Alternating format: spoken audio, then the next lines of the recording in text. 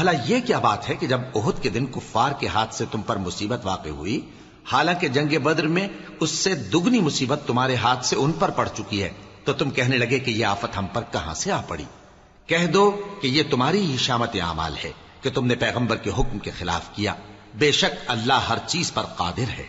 اور جو مصیبت تم پر دونوں جماعتوں کے مقابلے کے دن واقع ہوئی سو اللہ کے حکم سے واقع ہوئی، اور اس سے یہ مقصود تھا کہ اللہ مومنوں کو اچھی طرح معلوم کر لے اور منافقوں کو بھی معلوم کر لے۔ اور جب ان سے کہا گیا کہ آؤ اللہ کے رستے میں جنگ کرو یا کافروں کے حملوں کو روکو، تو کہنے لگے کہ اگر ہم کو لڑائی کی خبر ہوتی تو ہم ضرور تمہارے ساتھ رہتے۔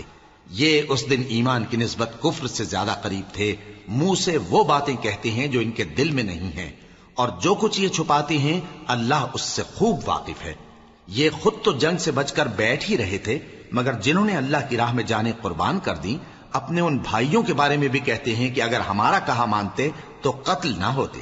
کہہ دو کہ اگر سچے ہو تو اپنے اوپر سے موت کو ٹال دینا۔ جو لوگ اللہ کی راہ میں مارے گئے ان کو مرے ہوئے نہ سمجھنا، وہ مرے ہوئے نہیں ہیں بلکہ اللہ کے نزدیک زندہ ہیں اور ان کو رزق مل رہا ہے۔